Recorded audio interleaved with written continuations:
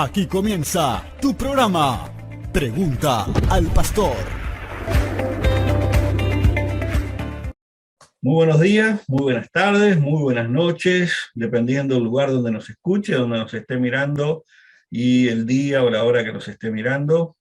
Bienvenidos una vez más a Pregunta al Pastor. Estamos aquí hoy para traer luz en medio de las tinieblas, para traer una palabra certera, una palabra que traiga bendición, que traiga dirección en medio de tanta confusión y tanta oscuridad que nos rodea. Hemos visto que en las redes sociales y hemos visto en la web un sinfín y un sinnúmero de enseñanzas erróneas, de definiciones erróneas, de palabras a veces malintencionadas por el enemigo, que lo que traen es confusión al pueblo de Dios. La palabra del Señor nos enseña que Dios es paz y que Dios es luz. Nosotros no podemos vivir ni en oscuridad ni en confusión. Tenemos que tener muy claro los conceptos, muy clara la palabra de Dios, aunque nuestro conocimiento de la palabra sea mínimo, en lo mínimo que sepamos debemos tenerlo muy bien claro en nuestra vida, porque esa es la espada que nosotros tenemos en nuestra mano para caminar de victoria en victoria. Es lo que Dios puso en nosotros y para nosotros. Sí, para usted y para mí, la palabra de Dios. Ella es viva, ella es eficaz y es más cortante que cualquier espada de dos filos. Así que tomémonos de las verdades bíblicas y avancemos hacia la victoria que Dios tiene para nosotros. Sin más, continuamos con Pregunta al Pastor.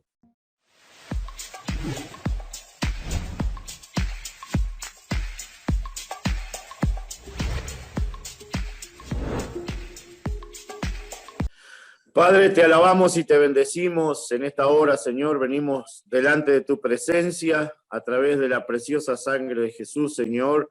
Pedimos en esta hora tu gracia, tu favor y tu bendición sobre este programa, Señor, sobre toda la teleaudiencia y hasta donde llegue, Señor, este programa, tú estés bendiciendo a tu pueblo, Señor, que podamos ser canales de bendición en esta hora, que muchos puedan llegar a Jesús a través de esta transmisión. Señor amado, en el nombre de Jesús bendecimos a los que están conectados, a los que están mirando, que tu Espíritu Santo traiga luz, traiga revelación, traiga sabiduría sobre nosotros y sobre los oyentes. Padre, en el nombre de Jesús nos ponemos en tus manos y bendecimos este programa, bendecimos a la audiencia y te damos las gracias, Señor. Amén y amén.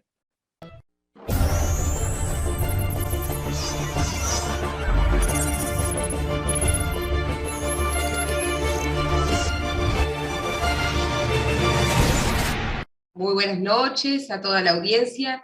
Una vez más estamos en Pregunta al Pastor para contestar sus preguntas. Y la pregunta que tengo a contestar en esta noche nos han preguntado si las personas que tienen tatuajes van al infierno aunque sean cristianas.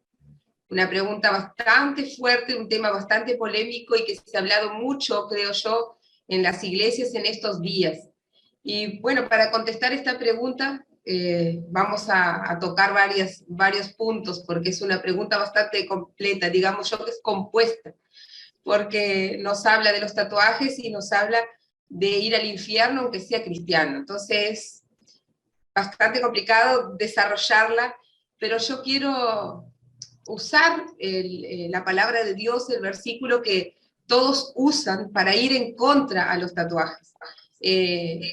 Sé que eso depende de cada iglesia y muy respetuosamente, antes de desarrollar todo, siempre digo que lo mejor que pueden hacer es aconsejarse con su pastor, preguntarle qué opinan sobre eso y todo lo demás, pero es como muy fuerte decir que una persona va al infierno, condenar a alguien o el alma de alguien por algo. O sea, eso no nos cabe a nosotros, no tenemos esa autoridad, digamos así, y yo quiero compartir lo que está allí en el libro de Levítico, que es lo que yo decía anteriormente, que todos usan para justificar o para prohibir o para condenar los tatuajes en el cuerpo.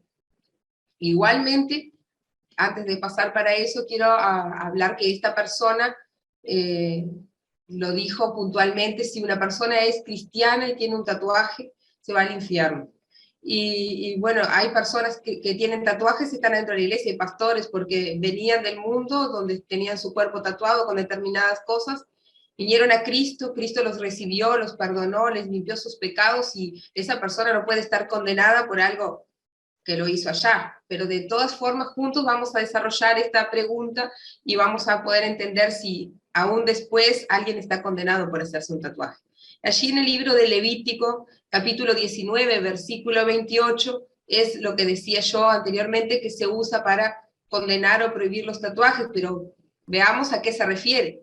¿A qué se refiere Levítico 19, versículo 28, y lo vamos a leer, y dice: que no se hagan heridas en el cuerpo por causa de los muertos, ni tatuaje en la piel, yo soy el Señor.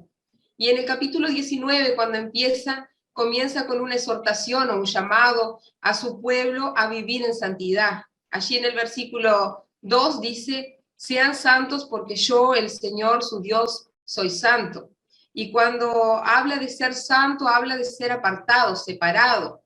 Y en ese momento preciso, el pueblo escogido de Dios, el pueblo de Israel, estaba siendo guiado por Dios, y Dios le da ordenanzas y estatutos para que no se aparten de pueblos paganos, de costumbres paganas, y le pide a su pueblo, le da determinadas ordenanzas, determinadas leyes, les recuerda, donde también en ese mismo pasaje están incluidas sobre cortarse el pelo, la barba y otras, o sea, no está solamente eso. Pero veamos en qué significaban esos tatuajes que esos pueblos paganos o de alrededor tenían. Y claramente habla sobre marcas en el cuerpo por causa de los muertos. Habla sobre poner marcas en su cuerpo en adoración a ídolos, a otros dioses. Y cuando Dios habla de santidad, seguramente nos habla de apartarnos de dioses ajenos, de ídolos, de estar para Él. Dios quería a su pueblo para Él, conectado con Él, obedeciéndolo, y esa obediencia era agradar a Dios, era no hacer aquello que a Dios no le agradaba. Y en esas leyes que Dios les recuerda, como ya lo he mencionado, nos deja claro que esas marcas, y también habían otros pueblos que se marcaban para los esclavos, llevaban marcas en su cuerpo para marcar cuál era el dueño de ese esclavo. En otros lugares los militares y algunos otros llevaban como marcas para que fueran reconocidos como. Pero yo pienso que Dios está hablando de ofrecer una adoración, un sacrificio en nuestro cuerpo a ídolos. De eso era lo que Dios estaba hablando a su pueblo en aquellos días. Bíblicamente no encontramos un versículo, una palabra que prohíba o que condene el alma de alguien al infierno por hacerse un tatuaje. Como lo dije anteriormente, hay personas que vinieron así, yo conozco personas que sirven al Señor, son llenas del Espíritu Santo y tienen tatuajes de su cuerpo. Ahora, si a mí me preguntan mi opinión personal, hoy, si una persona viene y me pregunta, ¿a vos te parece, ya me lo han hecho, que tatuarme es un pecado, que yo me voy al infierno por hacerme un tatuaje? Tendríamos que verificar muchas cosas, principalmente cuál es el motivo. ¿Cuál es el motivo? ¿Qué es lo que yo quiero hacer con eso? ¿Qué es lo que se van a poner en su cuerpo? Aparte, porque hay mucha simbología y muchas cosas que también quizás sin querer o sin tener pleno conocimiento están haciendo alguna adoración a otros dioses o están adorando a algún ídolo, porque hay muchos símbolos, muchas letras que andan por ahí que son muy bonititas, pero tienen también una simbología. Entonces, como dije al principio, cualquier persona que quiera o tenga ese deseo debería consultarlo, sí, a su pastor qué piensa de eso, si aprueba, si no aprueba.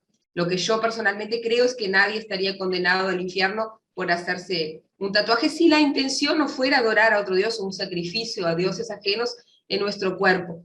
De todos modos, a mí me gusta usar, y lo voy a usar a modo consejo, ¿no? A modo sugerencia. Si alguien me pregunta para hacerse un tatuaje, yo creo que nuestro amor a Dios debe ser tan grande, y al prójimo, ¿no? A Dios y al otro, debe ser tan grande que nosotros tengamos la capacidad de negarnos a hacer cosas que a nosotros nos gustaría hacer para no ser de tropiezo a un otro, ¿no? Y encontramos algunas palabras que nos respaldan en esto.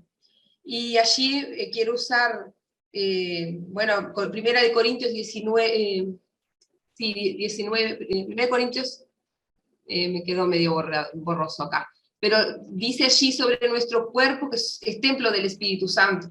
Y en ese pasaje no se refiere a los tatuajes, se refiere a otras prácticas sexuales, pero no deja de ser nuestro cuerpo el templo del Espíritu Santo.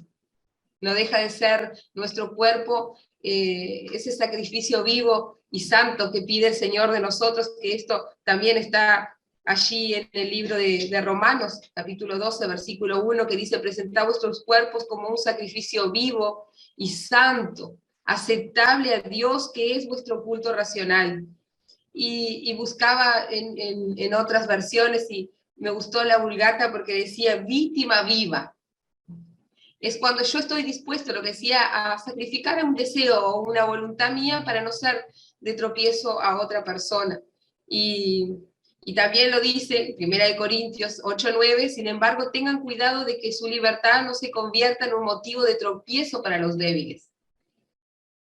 Hay cosas que no nos condenan, que no nos llevan al infierno, pero sí hay cosas que nos podemos abstener de hacerlas para no ser de tropiezo para un otro. Y quiero, abrir para que los demás ministros que están en el panel puedan opinar sobre este asunto, porque, como decía al principio, es muy polémico, muy tratado y muy hablado en estos días este tema de los tatuajes en los cristianos. Bueno, muy bien. Interesante. Interesante la pregunta y muy actual. Muy actual. Vemos que el tatuarse ha trascendido a las culturas. ¿Y por qué digo ha trascendido a las culturas? Cuando el texto fue entregado en la ley, ¿verdad? En el libro de los Levíticos, fue entregado en un contexto cultural pagano, netamente pagano, donde la palabra de Dios, del yo soy, no era conocida en ningún rincón, donde Cristo aún no había sido entregado por las naciones. Esto es algo interesante, porque algunos piensan que Cristo fue entregado solo por Israel, pero la palabra del Señor dice que de tal manera amó Dios al mundo, que entregó a su Hijo único, para que todo aquel que en él crea no se pierda, mas tenga vida eterna, dice la palabra del Señor. O sea, la salvación y la obra salvadora de Cristo Jesús no es únicamente para el pueblo santo al cual Dios le habló en Levítico, sino que es para todas las naciones. Y es muy controversial. Hay muchos lugares donde directamente no los dejan, si son tatuados, si tienen algún tipo de tatuaje, aunque sea un tatuaje hecho a mano por una persona, sin maquinaria, sin tecnología como hay ahora, hay mucha gente que no les permite ni siquiera leer un versículo bíblico en la iglesia, o cantar, o incluso ser parte de un grupo de evangelismo para ir a predicar el evangelio a los perdidos. Es muy complicado el tema, es realmente una pregunta muy sensible, y muchos no van a estar de acuerdo con lo que digamos en el panel el día de hoy. ¿Por qué? Porque muchos van a poder esgrimir, fuimos llamados a libertad, ya no nos tenemos que hacer esclavos de las cosas del pasado. Y bueno, hay una cierta cuota de verdad en eso. Ya no estamos bajo la ley de Moisés, ahora estamos en el tiempo de la gracia. Pero, como también Pablo dice, no usemos la gracia como ocasión para pecar, para hacer lo malo. La línea es muy delgada, y voy a compartir esa línea con alguien que quiera aportarle algo más a mi comentario. Pastor Vázquez. Sí, basándome en el texto de Levítico 19, 28, pero si leemos el 27, dice: no haréis tonsura en vuestra cabeza, ni dañaréis la punta de vuestra barba. O sea que tendríamos que no afeitarnos más también. Ni cortarnos el pelo. Al no exigir tatuaje también, bueno, si yo me someto a la palabra, a lo que está escrito acá, a este contexto, bueno, tendríamos que estar todos hoy con una barba por acá, el pelo Claro. largo, ¿verdad? Para cumplir con lo que está escrito acá en Levítico. Entonces, yo lo que creo es, lo último que dijo Karina, ¿cuál es la motivación para hacerme un tatuaje? ¿Cuál es la motivación? Si ya conozco a Cristo, si ya conozco la verdad, si ya sé que soy templo del Espíritu Santo, si yo sé que, por ejemplo, a nivel médico se me dice que por un año no puedo donar sangre si me hago un tatuaje, ¿no? Entonces yo ya estoy sabiendo que es algo que no es bueno para la sangre, que no es bueno para mi cuerpo. En fin, ¿qué tipo de tatuaje me voy a hacer? ¿Qué simbología va a tener ese tatuaje? ¿Y cuál es la motivación? ¿Qué quiero mostrar? ¿Quiero hacerme ver? ¿Quiero mostrar una parte de mi cuerpo? ¿Cuál es la motivación? ¿Tengo algún complejo de inferioridad que lo quiero sacar, exteriorizar a través del tatuaje? Yo pienso que hay que indagar en esa parte para saber si es bueno o no hacerme un tatuaje o hacerme esas preguntas, si ya soy creyente, para saber si tatuarme o no. Y bueno, y lo otro es más contundente porque la pregunta dice que el que se tatúa está condenado. O sea, ahí ya entramos en un terreno donde no tenemos una base bíblica porque Dios es el dueño de las almas, ¿verdad? Y Dios es el que conoce las intenciones y las motivaciones de los corazones, y Dios es nuestro creador y el que nos conoce más que nadie, ¿no? Entonces, no tenemos un argumento bíblico para decir el que está tatuado está condenado al infierno, o está condenado eternamente, eso no.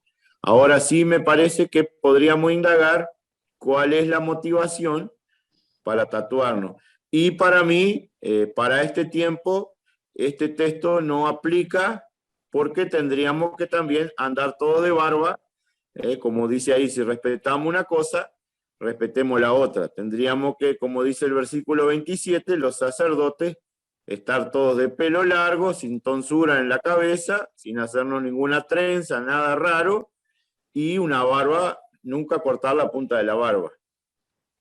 Doy el pase a otro. Acá lo que se hacían tatuaje en un tiempo era la gente que estaba en la cárcel, por ejemplo. Se hacían tatuaje con la tinta china y con una aguja, y en la cárcel ahí se tatuaban y era algo muy doloroso, era algo muy feo. Entonces vos veías una persona, estoy hablando de los años 80, 90, una persona tatuada y era alguien que había estado preso. Era un símbolo de eso, ¿no? Hoy en día todo el mundo se tatúa, todo el mundo se hace un tatuaje. De repente con la intención de un símbolo de alguien que murió, que falleció, que partió. Otros se hacen el de la novia, el punto que después cambian de novia y todas esas cosas. Bueno, el tema es que muchos lo hacen con otras intenciones, de repente algo que les gusta y demás, pero yo creo que cuando una persona viene a Cristo, ya viene con esa cuestión en su cuerpo. Por ejemplo, en el ejército, acá por lo menos en Argentina, te raspan de tal forma que desaparezca, te sacan la piel, de tal forma que desaparezca el tatuaje si vos querés entrar en el ejército, por ejemplo. No vamos a hacer eso en la iglesia, ¿no es cierto? Pero yo creo que si ya una persona viene a Cristo tatuado, no hay por qué recriminarle, ni rechazarle, ni evitar que tome algún lugar dentro de la iglesia. Eso es una niñería, eso es ridículo y es inmaduro, ¿no? Ahora, un cristiano, ya siendo cristiano, que vaya y se haga un tatuaje, bueno, yo no lo voy a condenar. No sé, depende de lo que se haga, ¿no? Lo que sí, después depende de lo que se hizo. Si, por ejemplo, se hace una calavera, un cristiano se hace una calavera, o algo que simboliza la muerte o algo por el estilo, yo no lo voy a condenar, pero una cosa va a ser que lo escuche y otra cosa va a ser que le crea. Bueno, lo que veníamos diciendo, ¿no? Es que si un cristiano de repente se va a hacer un tatuaje de un San la Muerte, un tatuaje que rinde honor a alguien que murió, un tatuaje de una chica desnuda, por ejemplo. Y sí, yo no lo voy a condenar, yo no soy nadie para condenarlo. Pero una cosa va a ser que lo escuche luego y otra cosa va a ser que le crea, porque como que sus convicciones no están ordenadas, ¿no? Como que no tiene todos los patitos en fila. Y como que le faltan caramelo en el frasco y no tienen todos los jugadores, como decimos acá en Córdoba, ¿no? Entonces, ahora, bueno, si se tatúa de repente, no sé, una pelota de fútbol, vamos a poner como hipótesis, no sé, no lo veo yo como algo grave en mi forma de pensar. Ahora, sí me gustaría que si alguien tiene un fundamento bíblico para condenar eso, bueno, sería bueno que lo exponga. No estoy hablando aquí de nosotros, sino de alguien que esté en este momento visualizando el video y escuchando. No digo que tenemos que salir todos los cristianos a hacernos tatuajes, pero hay cosas que tienen que ver con la intimidad. Yo no me haría un tatuaje ni disfrazado de gaucho, ¿no? Porque primero soy morocho y no se me ven tatuajes. Y para mí me parecería algo ridículo, ¿no? Muy infantil hacerme un tatuaje.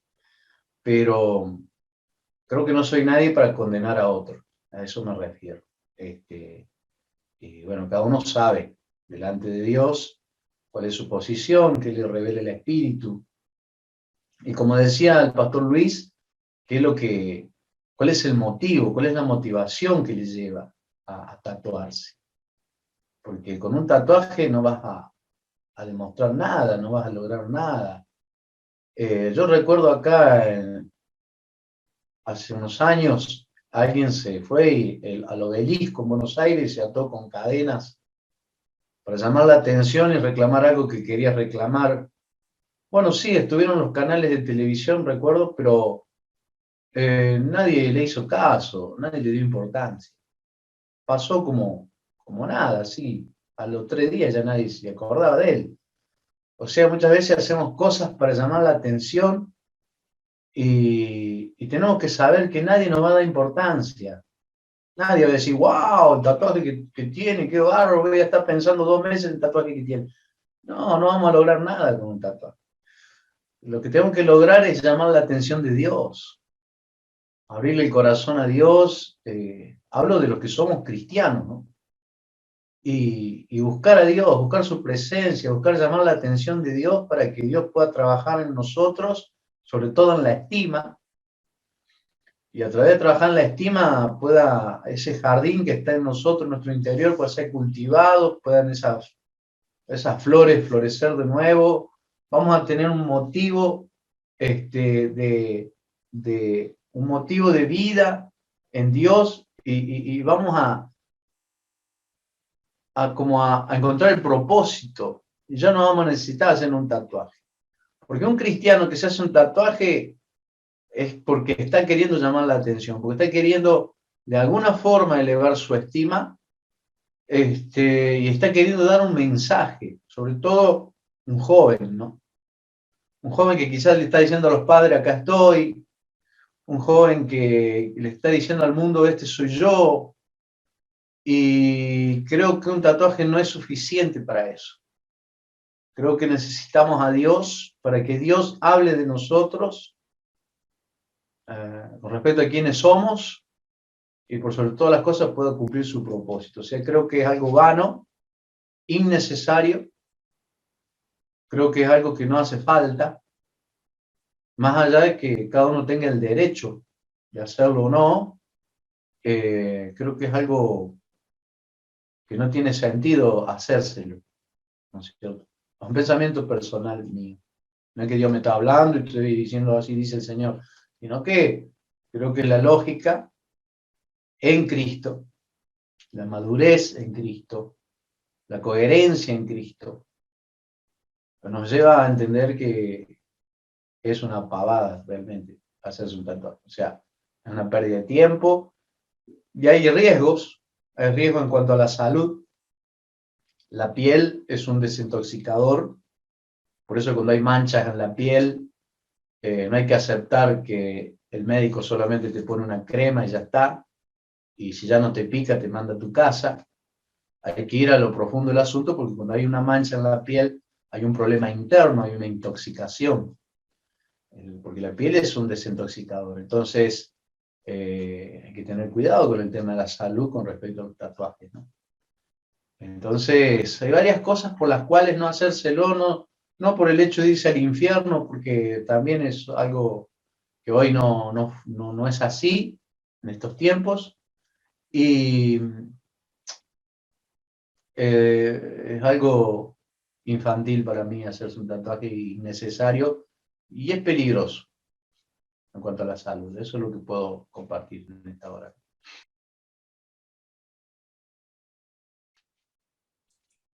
Muy bien, muy bien. Hay, hay una, sobre lo que, una parte de lo que habías dicho, hay algo que yo quiero agregar y que me parece importante y que el mundo cristiano, o por lo menos el mundo evangélico, lo ignora. Lo ignora, ¿eh? Y eso lo digo con propiedad porque con todos los evangélicos que yo he hablado, pastores, de ahí para abajo y para arriba, lo ignoran absolutamente. Y es el significado de la calavera en el tatuaje o en la vestimenta de un motociclista. El mundo evangélico ignora eso. Ven a los motociclistas con tatuajes o con remeras con tatuajes, camisetas, ¿verdad? O con stickers de calaveras en el cuerpo, calaveras en las remeras, calaveras en la moto. Algunos andan con anillos, con calaveras o con... y piensan, eso es del diablo. No, eso no es del diablo. Permítame enseñarle y sacarle un motivo de juicio de su boca que les está condenando a usted mismo al juzgar a otro. Y algo que lo digo contundentemente por la palabra de Dios, nosotros no tenemos autoridad de emitir un juicio sobre la salvación de nadie. Ninguno de nosotros. Eso le pertenece solo a Dios. O sea que si yo soy humilde y yo soy siervo de mi Señor, yo voy a dejar que mi Señor emita el juicio, no va a salir de mi boca. ¿Ah? Entonces, número uno, eso. Y número dos, la calavera en el mundo del motociclismo no significa el diablo bajo ningún concepto. Eso es algo más cristiano que diabólico. ¿Y por qué digo más cristiano que diabólico? Porque Jesús dijo, amarás a tu prójimo como a ti mismo. O sea que lo vas a ver igual que vos. Vas a ver a tu prójimo, más blanco, más morocho, más rubio, más lindo, más feo, más tatuado, menos tatuado, y lo vas a ver exactamente igual a vos, igual a ti, igual a usted, sin ninguna diferencia. Y la calavera en el mundo del motociclismo significa que todos somos iguales. Que todos somos iguales, sin importar la raza o sin importar el sexo.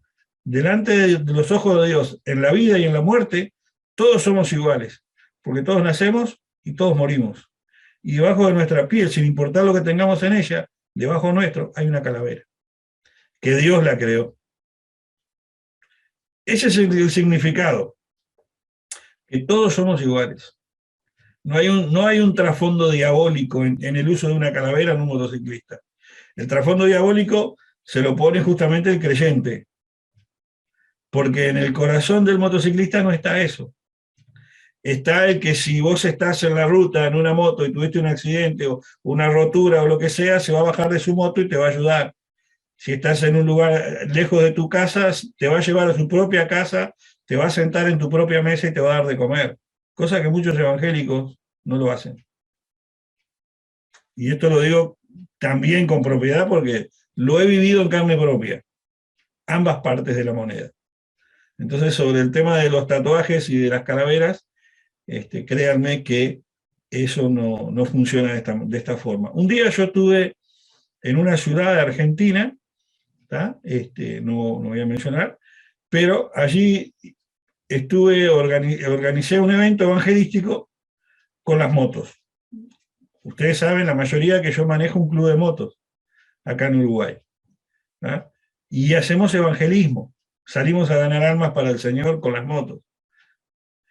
Y allí entró, en una reunión de pastores que yo tuve para organizar actividad evangelística con las motos, apareció un motociclista, todo barbudo, todo lleno de tatuajes, todo lleno de cadenas, con una calavera enorme en el pecho, con una camisa, con una calavera enorme y tatuaje de calavera.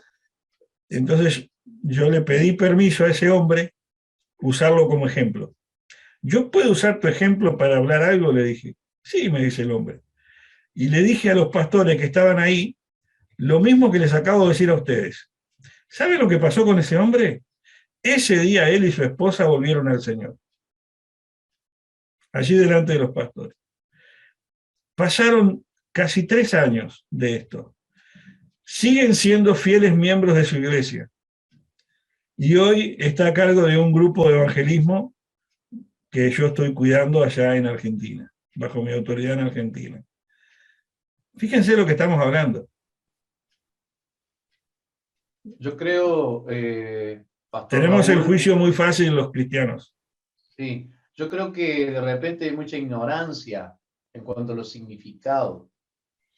Por ejemplo, acá en Argentina, el culto a San la Muerte, a través del Gauchito Gil, a través de San la Muerte y demás, es algo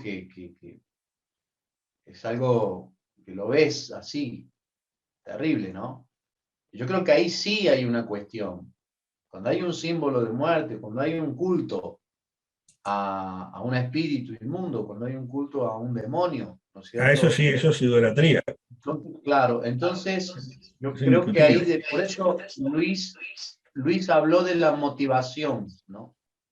Luis habló de la motivación y eso creo que es muy importante, porque vos fíjate cómo uno puede establecer un juicio sobre un motociclista, por ejemplo, en este caso, a través de la ignorancia.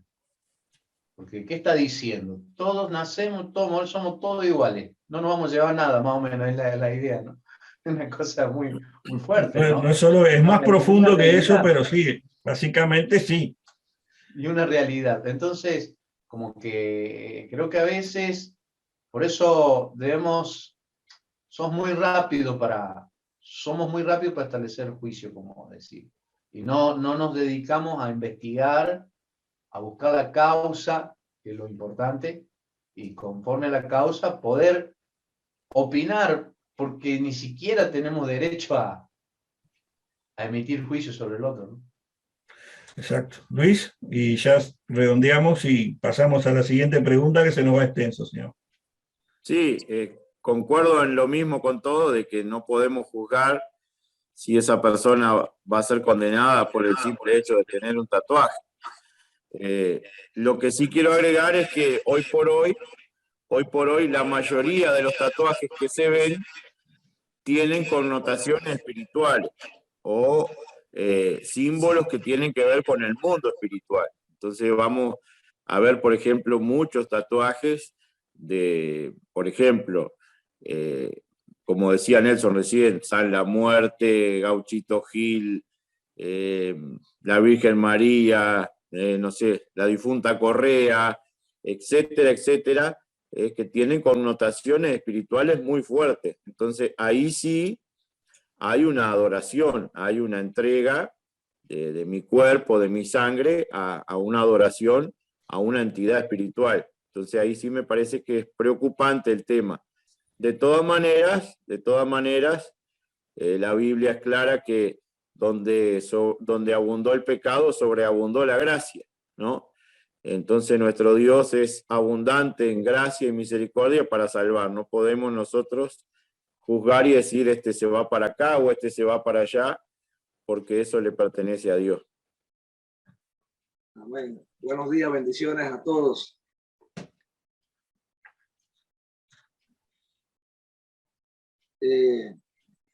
Bueno, a mí me toca la pregunta número 9, donde Manuel de Rosario de Argentina hace una pregunta. Dice, cuando el libro de Job, capítulo 1, versículo 6, dice que se presentó Satanás y también los hijos de Dios, quisiera saber a quién se refiere como hijo de Dios. Esa es la pregunta que hace Manuel de Rosario. Vamos a leer el texto. Job, capítulo 1, verso 6, nos dice de la siguiente manera. Dice, un día vinieron a presentarse delante de Jehová los hijos de Dios, entre los cuales vino también Satanás. Nosotros pues haciendo una investigación referente pues a este tema, a la pregunta que hace Manuel, pudimos encontrar, porque hace referencia de este texto y hace referencia también de Génesis capítulo 6, el verso 2, ¿verdad? En adelante, que son la única parte donde se habla sobre los hijos de Dios, ¿verdad? Que son seres espirituales, angelicales, ¿verdad? Estuve pues viendo aquí que quiero leerle algunos aportes, ¿verdad? Que tuvieron pues algunos personajes, por lo menos como Tino Martín, en la antigüedad, ya por el año 100, 165, dijo que los hijos de Dios eran ángeles que cohabitaron con las hijas de los hombres para producir gigantes que se convirtieron en espíritus malos. O sea, esto es pues un pensamiento, ¿no? Agustín de Hipona, en el año 354 al 430 después de Cristo, dijo que no eran ángeles como suponen algunos, pues la escritura declara, ¿verdad?, sin ambigüedad, que eran hombres. Y en tiempos modernos, o sea, en este tiempo estamos hablando pues de aquello de la antigüedad, en tiempos modernos, Clarence Larkin, en 1850 a 1924 después de Cristo, dijo que los hijos de Dios eran ángeles que tomaron cuerpo humano y como hombres se casaron con las hijas de los hombres. Y Whitney Lee, también en 1905 a 1997 después de Cristo, el sucesor de Wasmani, dijo que los hijos de Dios eran los ángeles caídos que se unieron a Satanás en su rebelión contra Dios. Gerson también Archer, leo esto para que tengamos, ¿verdad?, una idea en cuanto a esa pregunta. Se refiere, por lo menos en 1916 al 2004, después de Cristo, dice que los hijos de Dios eran los descendientes de la línea piadosa de Set. Entonces, ¿eran ángeles o eran hombres los hijos de Dios? En Génesis 6:2 dice que viendo los hijos de Dios que las hijas de los hombres eran hermosas, tomaron para sí mujeres, escogiendo entre todas. En hebreo la frase hijo de Dios es Ben Olim. Esa frase se usa en el Antiguo Testamento tanto para los ángeles como para los hombres. 5 veces se usa cerca de los ángeles. Muy bien, entonces en el libro de Job, capítulo 1, verso 6, dice que un día ellos vinieron a presentarse. Ahora, noten que Satanás no es llamado hijo de Dios, ni Satanás ni los demonios son llamados nunca hijo de Dios. Pero esta expresión también se usa para referirse a hombres. En Deuteronomio habla también sobre esto: hijos, soy de Jehová vuestro Dios. Ahora, yo viendo ¿verdad?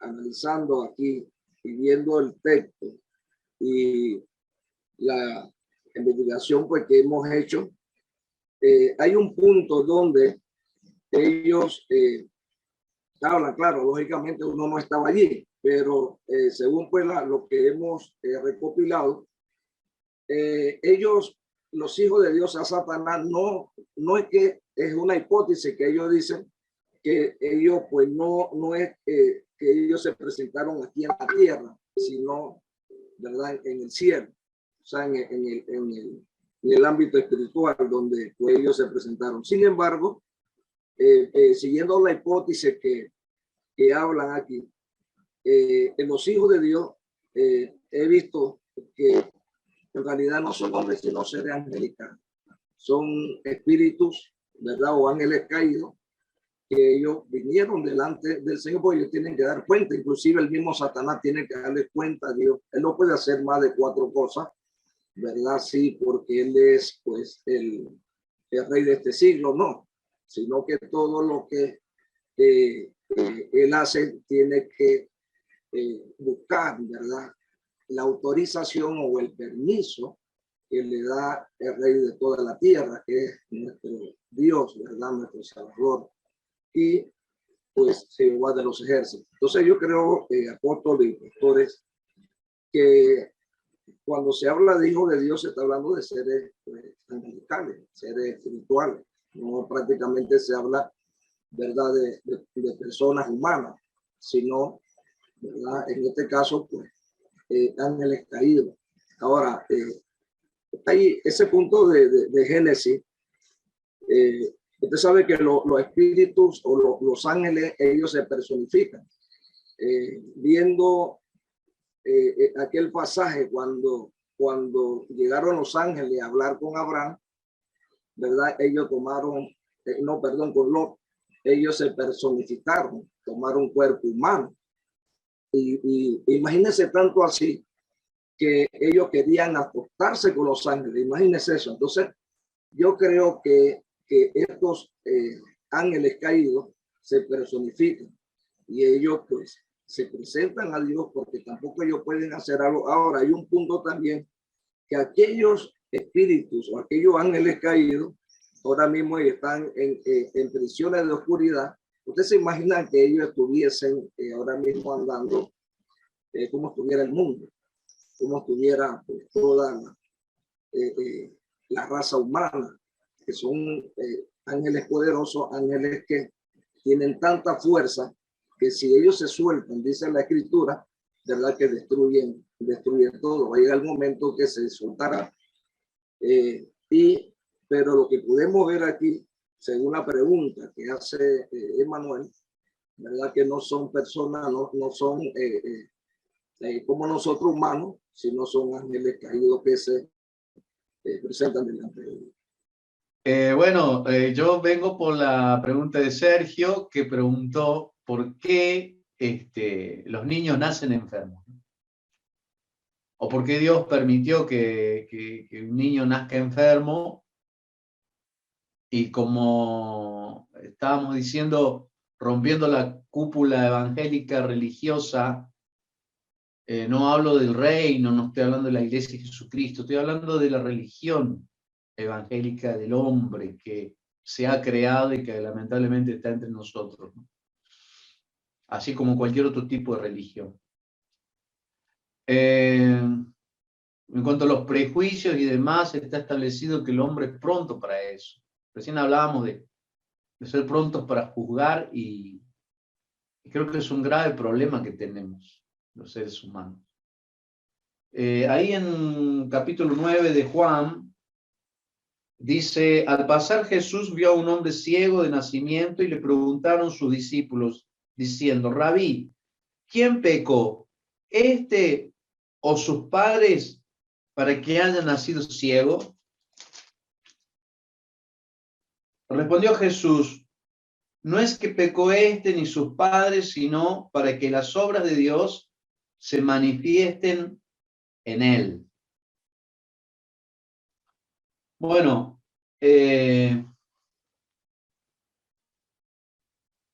puede ser la situación que se está atravesando al nacer un niño enfermo, un montón de cosas. Pero ya habían los discípulos esa forma rápida de establecer un enfoque hacia el pecado, o sea, y eso muchas veces lo he visto en algunos lugares donde un matrimonio de repente su hijito le nace con una enfermedad y ya alguien dice, ¿qué será que habrá pasado? Que al final le nació un hijo enfermo y demás. Yo creo que es una locura. Creo que realmente es más grave ese prejuicio, ese juicio que se está estableciendo, que lo que realmente está aconteciendo, porque hay muchísimas causas. Hoy estamos expuestos al asesinato a largo plazo y al suicidio a largo plazo. Al asesinato porque nos están vendiendo cualquier cosa, lo que consumimos, los alimentos que estamos consumiendo en este tiempo. Si nos ponemos a analizar, a hilar fino y a investigar profundamente, y terminaríamos cada uno de nosotros teniendo nuestra propia huerta, criando nuestros propios animales para consumirlos, conejos y demás, y qué sé yo. Pero es increíble, ¿no es cierto?, lo que nos venden. Por ejemplo, sabemos que los carbohidratos refinados ingresan al organismo, se transforman en glucosa, el páncreas activa la insulina, lleva la glucosa a las células, lo necesario, lo que necesitamos por día, pero necesitamos por día, en cuanto a los hidratos de carbono, 250 gramos por día. Pero el latino llega a consumir hasta 1,5 kilos de carbohidratos por día, entre los bizcochitos, los 3 platos de fideos, la pizza, la Coca-Cola y demás. Bueno, la cuestión es que el punto es que todo lo que sobra se convierte en grasa y se queda en el cuerpo, lo cual es bastante nocivo. Y estamos sufriendo muchas cuestiones de salud a causa de eso. Entonces te dicen, hey Quaker, por ejemplo, desayuno sano, dice, desayuno sano. Pero si vos agarrás la caja del Quaker y lees el prospecto, ahí las medidas en el costado, dice una porción que es medio vaso, una porción contiene 32 gramos de carbohidratos, o sea, carbohidrato azúcar, ¿sí? Igual a azúcar. Estás consumiendo en esa mitad de ese vaso 11 sobrecitos de azúcar, de los del café, en esa pequeña porción de desayuno sano, teóricamente. ¿Por qué tomo este ejemplo? No la tengo con Quaker ni nada por el estilo, sino que me refiero a que nos están vendiendo hoy el mercado alimentos que están sí o sí afectados por los químicos y demás. Los granos están distorsionados, todo lo que viene del trigo, arroz, maíz, el grano ha sido distorsionado, o sea, lugares donde antes en una hectárea se cosechaban 5.000 kilos de trigo, en la misma hectárea, el mismo espacio, hoy se cosechan 50.000 kilos de trigo. O sea, ¿qué pasó? ¿Dónde estuvo la distorsión de la genética del grano y demás? Ni hablar de otras sustancias que pueden estar en varias cosas que consumimos. No quiero mencionar mucho porque no quiero tampoco ser de tropiezo, ¿no? Pero hay muchas cosas que consumimos, las cuales afectan nuestro organismo y las cuales nos pueden llevar a una especie de suicidio a largo plazo, ¿sí? El pan, por ejemplo, no sé en otros lugares, pero aquí en Argentina, contiene pequeños grados de arsénico. El arsénico es un veneno y se utiliza para que no se hagan pelotitas en la masa y demás. Y así muchísimas otras cosas que podríamos estar todo el día hablando, ¿no? Que influyen a la salud, a que yo por ahí hablo con algunos amigos míos y les digo, cuídense en la alimentación, y se me ríen y me mandan fotos inclusive de lo que están comiendo y qué sé yo. Está bien, yo los amo, los respeto y demás, ¿no? Pero yo creo que el tema de la alimentación es algo muy importante. Decimos, no, yo oro y Dios me cuida y como lo que sea. No, no, no, no, no. Dios te ha dado la responsabilidad de la administración, tanto la economía como la alimentación y demás, el cuidado del cuerpo y demás. El punto es el siguiente, que esto de consumir y demás, voy a hablar de algo drástico, algo ya muy fuerte, y en la otra punta, hablando del extremo, la pastilla del día después, ¿sí? La pastilla abortiva, la pastilla, que a veces no funciona, y nacen niños con problemas genéticos, problemas físicos, problemas orgánicos. Cuestiones que vienen por el no cuidado de la salud, de la ascendencia, de los abuelos, de los padres, influye sobre la gestación de ese niño en su vientre. La vida que llevan los papás también influye con respecto no al pecado, sino a la administración de lo que se consume. Luego, cuestiones accidentales, ya sucesos que no tienen nada que ver ni con suicidio ni con asesinato, sino accidentes que de repente una caída, un mal movimiento, hay muchísimos motivos, o sea, son incontables. No alcanzaría el día para enumerar la cantidad de motivos por los cuales un niño puede nacer enfermo, y no es exactamente porque Dios así lo dispuso, o porque haya un castigo, o porque sea por causa del pecado. Luego, lo que Dios traiga a través de esa dificultad, esa prueba, será siempre para bendición y para edificación. O sea, los papás que tienen que lidiar con esta situación es terrible, es tremendo, ¿no es cierto? No podemos ponernos en los zapatos de esos padres con respecto a lo que ellos atraviesan a través de las situaciones de salud de sus hijos, de su bebé, de su niñito de 1 año, de 2 años, 3 años, enfermedades innumerables también, y que tienen que ver con este sistema, estos tiempos que estamos viviendo, donde lo que se consume, lo que se inhala, lo que inhalamos diariamente, lo que se utilizan los medicamentos y demás. O sea, hay toda una serie de cosas, millones de situaciones donde se puede producir, y ningún papá, ninguna mamá que pasa por esto, que atravesó que su hijito nació enfermo, debe sentirse culpable.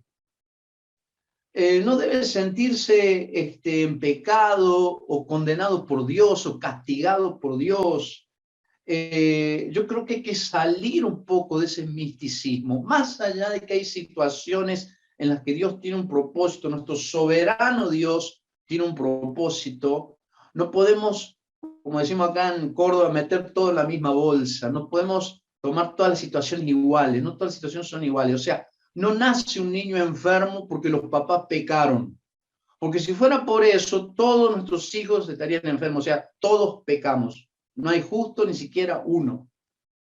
O sea, no podemos atribuir al pecado la realidad del nacimiento de un hijo con un problema de salud. No, ellos, bueno, estuvieron en un concubinato y el niño nació ahí, o no se casaron y tuvieron un hijo enfermo, y por eso, porque el castigo de Dios. Eso es una gran mentira. Eso es una gran mentira. La consecuencia del pecado. La consecuencia del pecado en tiempo de la gracia, tendríamos que tener todos la misma consecuencia. O con una persona enferma, ese hermano está enfermo porque está en pecado. Eso es una gran mentira. ¿Por qué? Porque todos pecamos. El solo hecho de que usted se siente a la mesa al mediodía y no le importe a usted, el indigente que está debajo del puente que ese día no comió, ya usted está en pecado. Hay muchísimas formas de estar en pecado. O sea, todos somos pecadores. Entonces no podemos atribuir al pecado la situación. Ahora, lo que tiene que ver con la soberanía, el proyecto y el propósito de Dios, eso es otra cosa. Pero para eso es necesario buscar dirección. Para eso es necesario consultar a Dios. ¿Qué podemos hacer? ¿Orar por sanidad por ese niño? Claro que sí. ¿Qué podemos hacer? Creer que realmente en el proceso esa familia encontrará a Dios y Dios estará con ellos. Claro que sí. Que habrá un proceso de crecimiento y de conocimiento, acercamiento a Dios. Claro que sí. O sea, Dios utilizará esas cosas y muchas otras para manifestar su amor, para manifestar su paternidad, para manifestar su abrazo en la vida de ese matrimonio, de esa familia que está atravesando por esa situación. O sea, cuando un matrimonio está atravesando por la realidad del nacimiento de un hijo con un problema de salud, Dios no está sentado en un trono con un látigo en la mano diciendo te estoy castigando.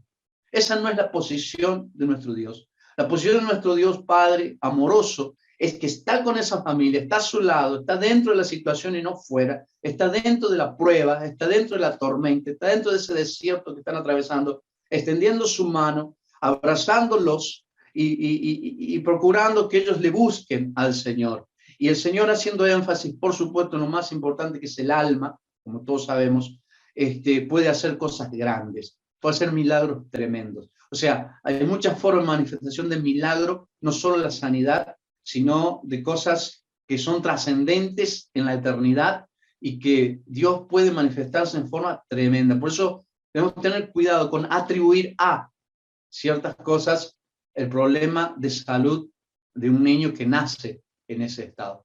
Tenemos que ser muy sabios, muy inteligentes en eso, tener mucho cuidado porque estamos atravesando tiempos difíciles, y como digo, y también ustedes lo saben, es innumerable la cantidad de causas por las cuales un niño puede nacer enfermo.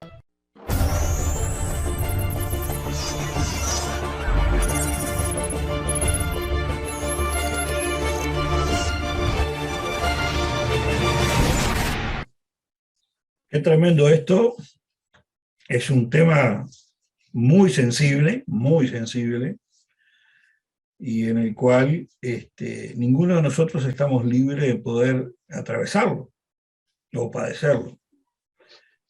Yo recordaba rápidamente allí un trecho de la palabra de Dios que sobre el final de los tiempos, la palabra de Dios dice, ay de las que críen en aquellos días. Hay de las que críen en aquellos días. Hay una advertencia sobre el final de los tiempos acerca de las madres y los hijos, lo cual también requeriría mucho discernimiento y mucha reflexión. Nosotros como cristianos debemos orar primeramente y buscar la voluntad de Dios por sobre todas las cosas, en todas las situaciones. Tomar nuestros cuidados, como dijo recién el pastor Nelson, porque cuando él habla de nutrición, él estudió, él no habla porque lo vio en un canal de YouTube, el hombre estudió, se formó en eso y sabe, y yo soy uno de los que le manda fotos cuando estamos comiendo algo, que él aconseja comer en medida, y bueno, y hemos seguido sus consejos en cuanto a comer sano. Pero qué tremendo y que Dios nos ayude a nosotros no salir en la lista de los que juzgan esas situaciones.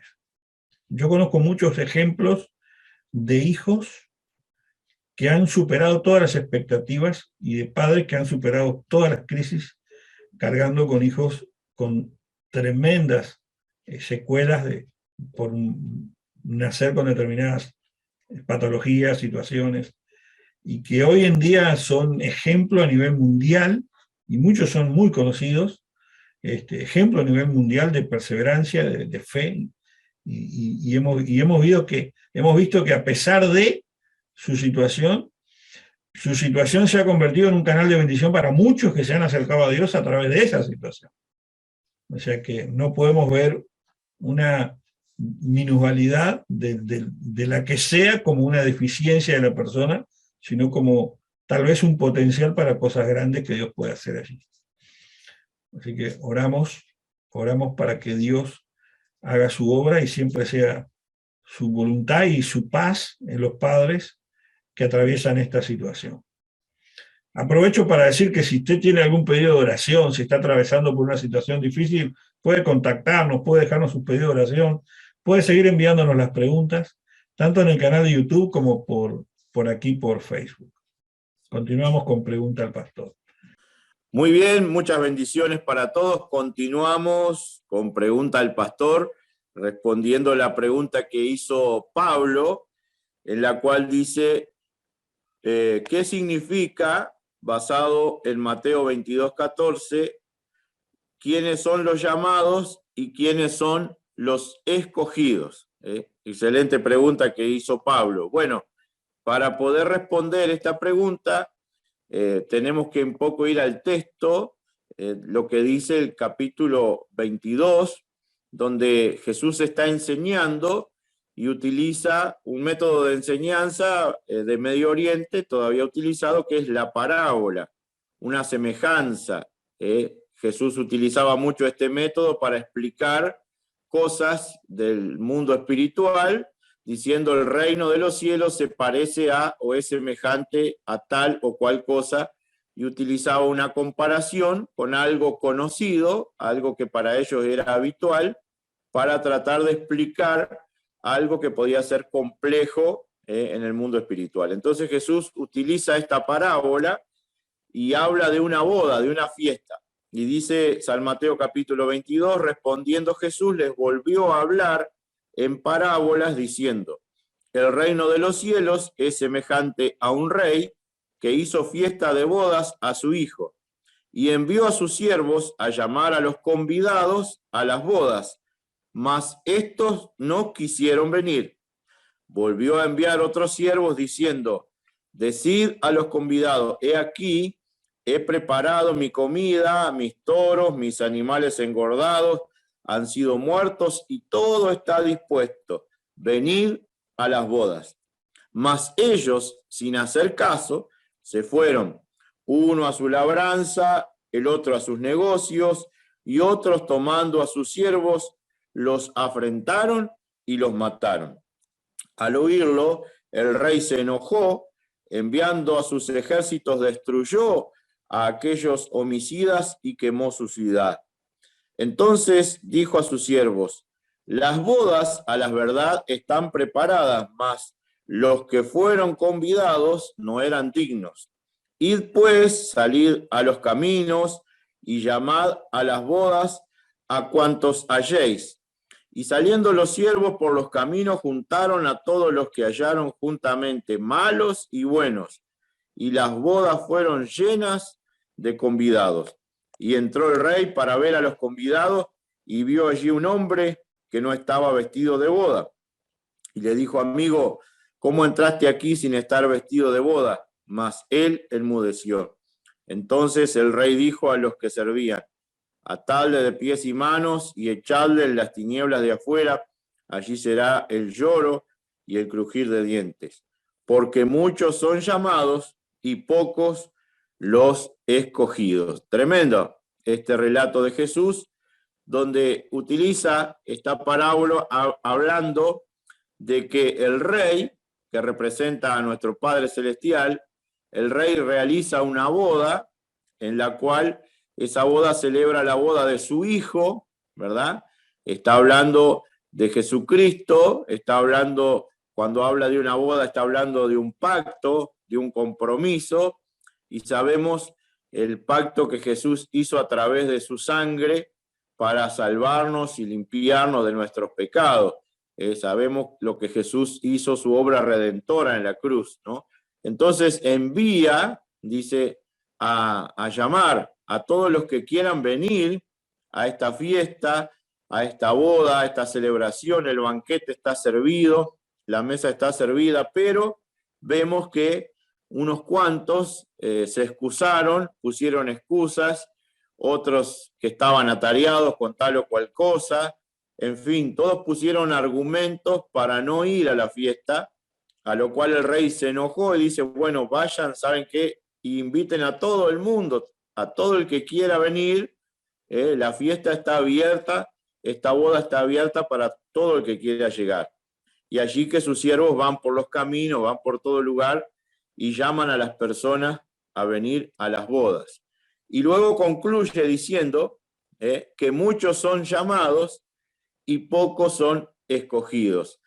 La realidad es que este mensaje sigue tan vigente como en aquel momento. Dios sigue llamando, esa es la realidad. Dios sigue llamando a su reino y Dios se sigue revelando al ser humano a través de la creación, a través de diferentes maneras, a través del mensaje, a través de la predicación, a través de la obra redentora que hizo Jesucristo. Dios sigue llamando. ¿Quiénes son los llamados? Aquellos que vienen a la boda, aquellos que llegan. El llamado es para todos, el llamado es para todos. El mensaje del Evangelio es para todos. Pero en el texto griego, koiné, está más interesante aún porque dice que Dios está llamando, Dios sigue llamando, dice en el texto koiné, y pocos son los que están siendo seleccionados. O sea, dice, están siendo seleccionados, están siendo llamados y pocos están siendo seleccionados. En otras palabras, ¿quiénes son los escogidos? ¿Quiénes son los seleccionados? Aquellos que responden al llamado de Dios, aquellos que aceptan la invitación, porque aquí vemos que muchos rechazaron. Al igual que hoy en día, el mensaje se sigue predicando, Dios se sigue mostrando al ser humano, Dios se sigue revelando a través de diferentes maneras. Muchos están siendo llamados a esta gran fiesta, a esta gran boda, pero pocos son los escogidos. ¿Quiénes son los escogidos? Aquellos que responden al llamado. Lo que allí en el griego koiné dice los seleccionados. ¿Quiénes son esos seleccionados para estar en la fiesta? Los que respondieron, los que asistieron a la boda. Entonces, respondiendo fácilmente, sencillamente, concentrándome en eso, porque en esta historia hay mucho, en esta parábola hay muchísimo para hablar, respondiendo a Pablo, que hizo la pregunta, los llamados, el llamado sigue siendo para todos. La invitación a venir a los pies de Jesucristo sigue siendo para todos. Pero ¿quiénes son los escogidos? Aquellos que responden al llamado, aquellos que tienen una actitud de venir a la fiesta, de decir, Señor, aquí estoy. Contestando a Pablo, espero que le quede claro, el llamado de Dios sigue siendo para todos. Muchos son los llamados, pero pocos son los escogidos. Pocos son los que dicen, aquí estoy, Señor, vengo a la fiesta. Muy bueno, muy bueno. Muchos son llamados y pocos son escogidos. Tal vez estás por aquí el día de hoy de paso por este programa y acabas de escuchar esto. Y es una linda oportunidad para que invites a Jesús a tu vida como tu Señor, como tu Salvador, para que lo invites a tus frustraciones, a tus problemas, a tu salud, a tu economía, a tu familia, a tu matrimonio. Invítalo al Señor a ser parte de tu vida y verás la diferencia de lo que ocurre a partir de allí. Él puede cambiar la historia de tu vida. Sin más, continuamos con Pregunta al Pastor. Grandes bendiciones para todos. Quiero responder a la pregunta que hizo Álvarez sobre el diezmo. ¿Se debe de separar el diezmo al principio o primero pagar los impuestos,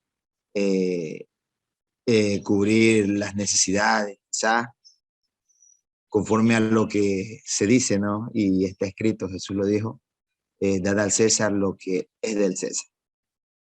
Hablar del diezmo en realidad es un asunto muy polémico. Primordialmente hay gran polemización para quienes no les gusta dar. Son los que más polemizan en aquello, o sea, los que no, no les gusta dar son los que más piensan en para qué es el diezmo, por qué es el diezmo, es obligación o no. Sin embargo, no lo cumplen. Sin embargo, no lo hacen. Entonces vamos a analizar un poco sobre esto, cómo fueron ciertos actos que la Escritura nos muestra con respecto al acto de diezmar. Vemos a Abraham por primera vez en la Escritura. En la Escritura encontramos el asunto de Abraham peleando una guerra con Kedorlaomer y otros reyes más. Entonces, luego viene el sacerdote de Salem, Melquisedec, bendice a Abraham y le dice que sea bendito. Y es allí cuando Abraham saca el diezmo de todos los tesoros que había traído y se los entrega a Melquisedec. Tenemos allí un acto muy importante de Abraham y es el reconocer, ya que ha obtenido una gran bendición por parte de Dios, bendición que le otorga también el sacerdote Melquisedec. Abraham una manera de retribuir en agradecimiento a Dios por lo que Dios ha hecho en su vida es la de presentarle sus diezmos de lo que había obtenido. El asunto del diezmo, primicias, ofrendas, es algo que viene antes de la ley. Inclusive pueblos paganos, pueblos que no conocían a Dios, una de las maneras para poder presentar su adoración a los dioses que ellos consideraban los que les otorgaban todo lo que ellos tenían, lo que eran y guardaban de sus vidas, era presentar siempre ofrendas, sus diezmos, inclusive hasta primicias. Hasta primicias era lo que estos presentaban a sus dioses. Era una manera de reconocer la deidad de aquel en quien ellos creían. Una de las razones por las cuales nosotros vemos a Jacob. Jacob en el libro de Génesis, en el capítulo 28, dice la escritura que pues este hombre estaba muy confundido, estaba huyendo, no sabía qué hacer. Pero en esa noche se le aparece Dios y le muestra los cielos, cómo ángeles subían y ángeles bajaban, y conocemos la historia, ¿cierto?, de la escalera desde el cielo hacia la tierra, y cómo se unían el cielo y la tierra, y ángeles subían y ángeles bajaban. Cuando Jacob se levanta, dice Génesis capítulo 28, en el verso 18, y se levantó Jacob de mañana y tomó la piedra que había puesto de cabecera y la alzó por señal, y derramó aceite encima de ella, y llamó el nombre de aquel lugar Betel, aunque Luz era el nombre de la ciudad primero. E hizo Jacob voto diciendo: si fuere Dios conmigo y me guardare en este viaje en que voy, y me diere pan para comer y vestido para vestir, y si volviere en paz a casa de mi padre, Jehová será mi Dios, y esta piedra que he puesto por señal será casa de Dios, y de todo lo que me dieres, el diezmo apartaré para ti. Encontramos ahora a Jacob siendo algo muy semejante también a lo que hizo Abraham cuando recibió la bendición también por medio del sacerdote Melquisedec. Y es el reconocimiento a Dios con lo que Dios le, en este caso de Jacob, le iba a dar. Y Abraham lo hizo con lo que había recibido de aquella guerra en la cual había ganado. De esta manera estaban reconociendo y estamos observando que lo primero que hacían era precisamente separar su diezmo. Entonces, de allí obtenemos nosotros este gran principio. Imaginemos, solo nos ponemos a observar en la vida de Abraham, en la vida de Jacob, encontramos el linaje de Abraham, Isaac y Jacob. Pero si usted lo nota, en Isaac no hubo esta relación quizá como la que tuvieron Abraham y Jacob. No la hubo, no la hubo. Eso no quiere decir que Isaac no conoció a Dios. Eso tampoco no quiere decir que Isaac no le dio nada de lo que él tenía para Dios. Eso no lo quiere decir. Pero encontramos en Abraham y en Jacob este gran principio de darle a Dios en primer lugar, darle a Dios en primer lugar. De allí data para nosotros eh, esta oportunidad en realidad de poder presentar también nuestra adoración con lo que Dios nos da. Porque darle a Dios es un reconocimiento de que lo que somos, de lo que tenemos, es por parte de lo que Dios también nos ha dado a cada una de nuestras vidas. En el libro de Malaquías, en el capítulo 3, un texto que todos conocen, Dios le habla al pueblo.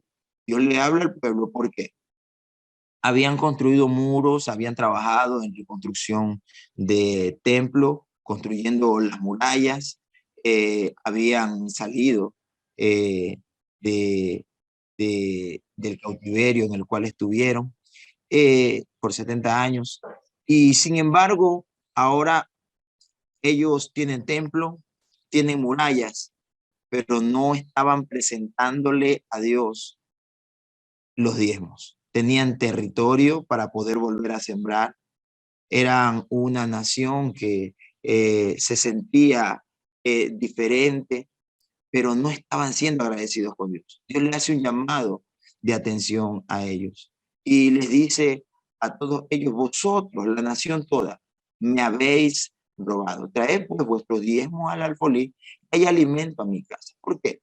Porque siendo Dios quien los libra de un cautiverio, siendo Dios que los saca de donde estaban y les permite volver a reconstruir su templo, volver a presentar adoración, volver a sentir esa autoridad sobre la tierra en la cual vivían, ¿cómo no ser agradecidos? Dios les dice: traigan los diezmos al alfolí y que haya alimento a mi casa. Yo conozco al Señor desde que tengo 17 años. Yo recuerdo que en una ocasión tenía yo, no recuerdo bien si era 1 o 2 semanas desde que había recibido al Señor en mi corazón. Y resulta que un día llego muy pensativo a la iglesia y uno de los ancianos de la iglesia me dice: ¿y qué le pasa, varón? Y yo le digo: no, nada, un poco preocupado por unas situaciones, pero ¿qué tan grandes pueden ser esas preocupaciones para que se te note que estás turbado? Le dije: lo que pasa es que tengo unas deudas y pues estoy tan cercano a pagarla y estoy viendo que no me va a alcanzar para poder cancelar mis deudas. Entonces, él me hizo una pregunta: ¿tú estás diezmando? Y yo le dije a él: no, la verdad, no estoy diezmando. Y me dijo: ¿y tú sabes qué es el diezmo? Yo le dije: sí, lo he escuchado, que es la 10ª parte de lo que uno gana. Y él me dijo esto: si tú sabes lo que es el diezmo y no lo estás haciendo, pues entonces prueba a Dios con aquello. Y pues tú verás lo que Dios hace, no lo verá nadie más. Desde aquel momento yo empecé a diezmar. Tenía días en el evangelio, no tenía ni un mes. Tenía apenas 10. Y yo empecé a diezmar y de repente las puertas se me abrieron. Yo le digo a las personas, ¿no?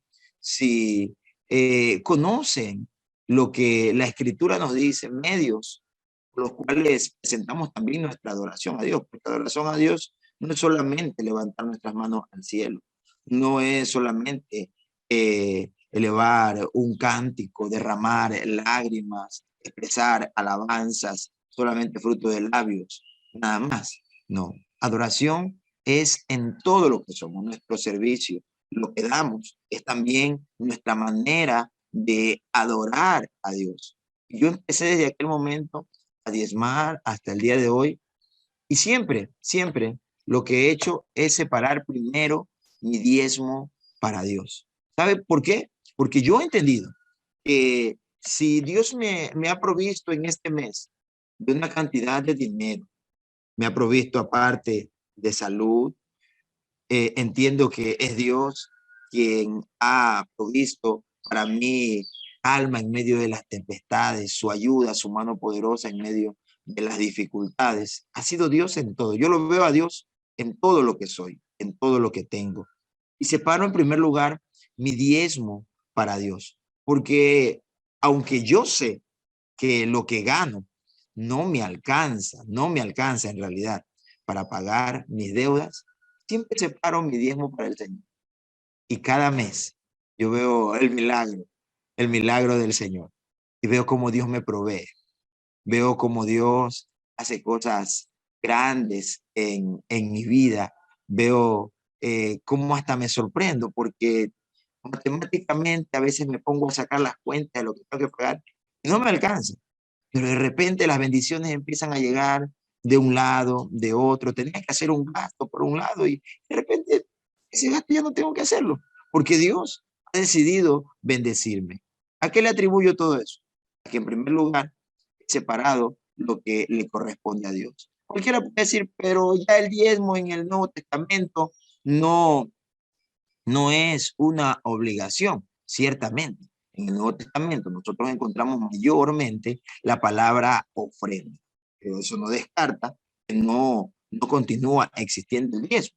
Y la ofrenda viene a convertirse en algo mayor, inclusive el diezmo. Entonces, ¿qué te quiero decir con esto? Si cualquiera de los que están escuchando este programa dices, yo no quiero diezmar, entonces te digo algo, tienes que ser una persona aún mucho más fiel con tus ofrendas. Si tú no crees que ya debes diezmar, porque cuando tú lees el libro de los Hechos, ves que la ofrenda supera al diezmo. ¿Por qué? Porque ahora la ofrenda viene a ser mayor, tanto que los seguidores de Cristo venden sus heredades, venden sus casas, sus posesiones, lo que tienen lo venden y lo llevan para poder ayudar a los demás. Entonces, escúchame esto para poder ir cerrando esta pregunta. Si tú dices que no quieres diezmar, no compartes el diezmo porque has escuchado algunas cosas en la internet, quiero decirte la verdad. La verdad es esta. Tu ofrenda tiene que ser mayor que tu diezmo. Y si tu ofrenda no es mayor que lo que representa el diezmo, tampoco estás haciendo lo correcto delante de Dios. Porque el hecho de que tú pienses que no debes de diezmar no quiere decir que debes de dar menos a Dios. ¿Sabes en qué se convierte el diezmo? El diezmo se viene a convertir entonces en lo mínimo que le podemos dar a Dios. Lo mínimo que el hombre puede darle a Dios es el 10%. Si lo que tú le das a Dios es menor al diezmo, en realidad tu adoración no va de acuerdo a las bendiciones que Dios te otorga a ti en todo momento y en todo tiempo. Espero poder con esto haber respondido a la pregunta de Álvarez sobre el diezmo. Y sí, lo mejor es primero separar para Dios lo que es de Dios.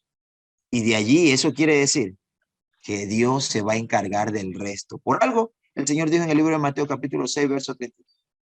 Mas buscad primeramente el reino de Dios y su justicia, y todas las cosas serán añadidas. La gente vive afanada por las añadiduras y por ello descuida el reino. Pero cuando tú y yo buscamos primeramente el reino, es cuando le permitimos a Dios que se encargue de todas las añadiduras. Bendiciones. Muy bien, muy bien. Muy buena la presentación allí del pastor Marvin también, acerca de este tema tan delicado como es el diezmo y la ofrenda. Esperamos con el programa de hoy haber traído luz a las inquietudes que nos han planteado. Tenemos muchas preguntas aún para responder y se nos vienen unos programas especiales, así que estén atentos porque vamos a tener un mayo muy cargadito. Pastor Luis, ¿qué ibas a decir? Sí, comparto totalmente los conceptos vertidos por el pastor Marvin y agregar una anécdota. Alguien contaba una historia que se encontraron un evangélico y un musulmán y comenzaron a conversar. Y el musulmán le preguntó al cristiano evangélico, bueno, ¿qué es lo que pide tu Dios? Entonces él le dijo, bueno, que siga sus enseñanzas, que me congregue, que diezme, que ofrende. Y el musulmán dijo, qué fácil, es ser cristiano evangélico. Y el evangélico dice, no, no es tan fácil, a mí me cuesta cumplir con todo eso. Y el musulmán agregó y dijo, pero es muy fácil, a nosotros Alá nos pide todo, la vida si es necesario. Y la dejo ahí. Bueno, lo que pasa es que ahí podemos desplumar ese pollo un poquito. ¿Por qué? Porque Jesús, y hay una gran realidad. Hay quienes toman de la Biblia lo que les conviene. Exacto. Y no toman la palabra del Señor. Nosotros no fuimos llamados a predicar la Biblia, fuimos llamados a predicar el Evangelio. Ir y predicar de este Evangelio a toda criatura. Fueron las palabras de Jesús. Y muchas veces erramos porque muchos que son llamados a predicar se creen teólogos y empiezan a teorizar sobre temas que no conocen y para los que no fueron llamados. Entonces, el Espíritu de Dios va a obrar en nosotros conforme a lo que Dios ha puesto en nosotros y no lo que nosotros queremos que Dios ponga en nosotros, que no es lo mismo. Podemos anhelar, sí, los mejores dones, pero Dios ya colocó en nosotros un don y un determinado talento. Eso es algo completamente indiscutible. Entonces, a veces queremos teorizar en temas que desconocemos y nos olvidamos de lo que dijo Jesús. Jesús dijo, el que no se niega a sí mismo no es digno de mí. O sea que yo puedo ser el creyente más creyente sobre la tierra, el evangelicoide más grande sobre la tierra, el pentecostaloide más grande sobre la tierra, póngale los oides que quiera. Pero si yo no soy hijo de Dios, si yo no me someto a la voluntad de mi Padre, como hizo Jesús, todo lo que yo haga no va a tener valor ninguno, porque no le voy a estar rindiendo culto a Dios. Realmente le voy a estar rindiendo culto a lo que a mí me conviene y no voy a estar sometido a Dios. Por eso el Señor enseña que debemos someternos a Él, o a su explícita voluntad. Jesús mismo dijo, no hago mi voluntad, sino la voluntad del que me envió. La pregunta que yo les dejo hoy, ¿de quién está haciendo usted la voluntad? ¿De usted o la de Dios? Cabe recalcar que la mayoría de personas, pues, que se levantan en contra del dar a Dios, primordialmente, del diezmo, son personas que sencillamente no lo hacen, no lo han probado. Entonces, les invitamos a que si quieres poner a prueba el dar a Dios, como lo dije al principio, era una manera desde antes de la ley de poder demostrarle a aquella deidad que creía, que confiaba y que dependía de aquel. Entonces, te motivamos a abrir tu corazón, no solamente para poder creer a lo que más te conviene o a lo que más te gusta, no a permitirle a Dios que cubra todas las áreas de tu vida. Le permites esto a Dios, vas a ver un cambio total, porque va a cambiar tu manera de pensar, porque va a cambiar tu ideología de muchas cosas más, y vas a entender que cuando le permites a Dios ser el Señor de toda tu vida, Dios también va a intervenir en todas las áreas de tu existencia. Bendiciones. Bueno, la aportación nuestra es que cuando se trata de este tema, ¿verdad? Que es un tema muy polémico, y uno pues habla de lo que es la economía o el dinero. La gente, algunos se ofenden, y más pues cuando escuchamos a muchos que se oponen, ¿verdad?, al dar. Pero este es bíblico. Ahora, la palabra del Señor habla, aquí hay un texto, ¿verdad?, que quiero tomarlo en primera de Samuel, capítulo 2.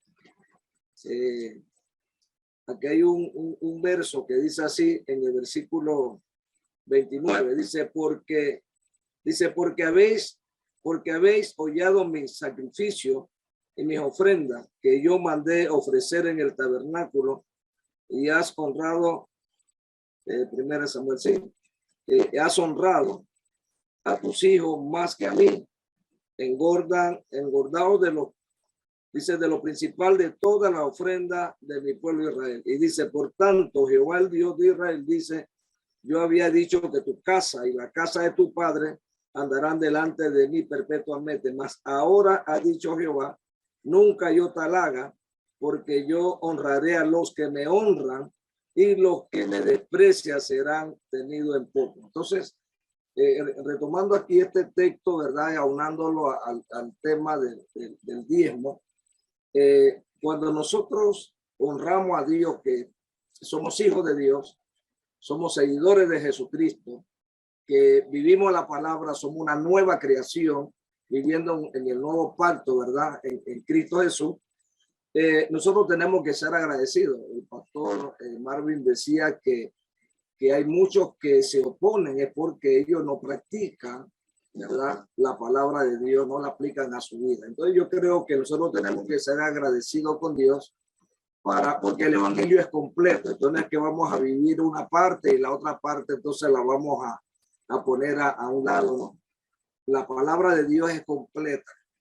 Y como es completa, todo está aquí. Por ahí alguien decía en una ocasión, no, pero eso era en el antiguo pacto. Entonces, bueno, vamos a arrancar todo el Antiguo Testamento y lo vamos a desechar y nada más vamos a vivir pues el nuevo. Pero es que todo esto va unado. Entonces hay palabras que son perpetuas, o sea que no se pueden, ¿verdad?, invalidar.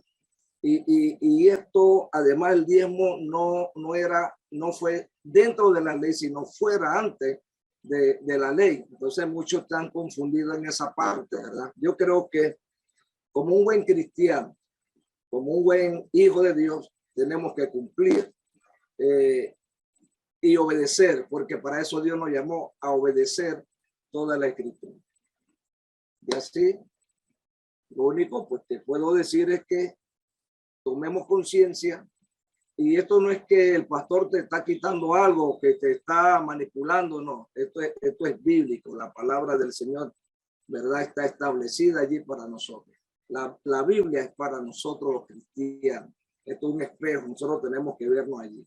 A veces enseñamos algo que nosotros mismos no vivimos. Entonces yo creo que es importante que nosotros como cristianos, como hijos de Dios, vivamos lo que, ¿verdad?, leemos y lo que enseñamos. Exacto. Muchas personas están preguntando sobre este tema porque están buscando razones para no dar. Yo le digo algo. Si tan interesado estás en este tema, mejor busca las razones por las cuales dar y encontrarás en realidad cuál es el propósito de Dios en todas estas cosas. Así es, así es. Tenemos, como bien decía allí el pastor Rigoberto, en el Antiguo Testamento evidencias sobradas para ambos lados, tanto para la ofrenda como para el diezmo, y tenemos miles de años de historia bíblica que avalan el resultado de la práctica de la ofrenda y del diezmo como algo agradable a Dios, como algo agradable a Dios. Y esto es algo que nosotros no lo podemos tener como algo muy liviano a tomar, como jactarse de decir, como bien decían recién, y el pastor se queda con mi dinero. No, eso no es así, eso no es así. Amén de que sabemos muy bien que hay algunos corruptos, como en todas las esferas de la sociedad hay corrupción. Eso lo tenemos claro. Pero también hay lugares y hay gente que no es corrupta y que son honestos y son sinceros delante de Dios. Así que, bueno, le invitamos primeramente a obedecer a Dios. Primero, a obedecer a Dios y someterse a su entera voluntad.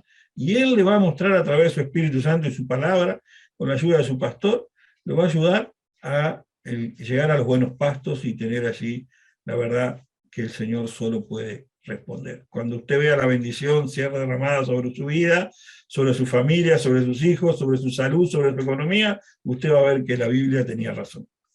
Porque tenemos así la palabra de Dios que es inequívoca, inequívoca, y no importa el tiempo en el que sea, se cumple y se cumple en tu vida. Así que te invitamos a conocer la palabra de Dios, te invitamos a conocer a Dios, y si podemos serte útiles, estamos todo el panel a tu entera disposición, allí en Panamá, allí en Ecuador, aquí en Uruguay, en el país donde estamos los panelistas, Allí puedes comunicarte con nosotros, acercarte a una iglesia, te vamos a ayudar, vamos a orar por ti, estamos para servirte.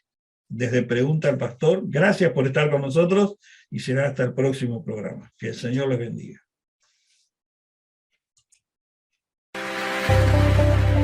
Hasta aquí hemos llegado con el espacio Pregunta al Pastor. Nos reencontramos. Hasta la próxima.